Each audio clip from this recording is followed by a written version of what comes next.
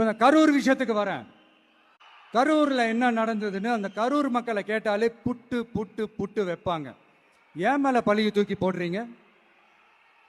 என்னமோ நாங்கள் அரசியலே பண்ண மாட்டோம், இந்த விஷயத்துலலாம் நாங்கள் அரசியலே பண்ண மாட்டோம் வீடியோ போட்டுவிட்டு போய் சட்டசபையில் உட்காந்துக்கிட்டு ஏன் மேலே பழியை தூக்கி போடுறீங்க? லேட்டாக வந்துட்டாருன்னு போலீஸ் கொடுத்த டைமில் நாங்கள் இருந்தேன்.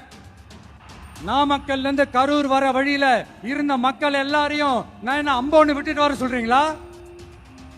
நாமக்கல்ல இருந்து கரூருக்கு நான் எப்படி வந்தேன், எவ்வளவு நேரத்துல வந்தேன், உலகமே லைவ்ல பாத்துக்கிட்டு இருந்தது. வாய் கூசாம ஏன் மேல பழி தூக்கி போடுறீங்க? ஒரு மனசாட்சின்றது வேணா? சரி, நீங்க தான் எதுவுமே பண்ணல சார். அப்புறம் ஏன் சார் 20 வருஷமா கரூர்ல மட்டுமே, கரூர் பகுதியில் மட்டுமே போட்டி போட்ட உங்களுடைய ஒரு அடிமைய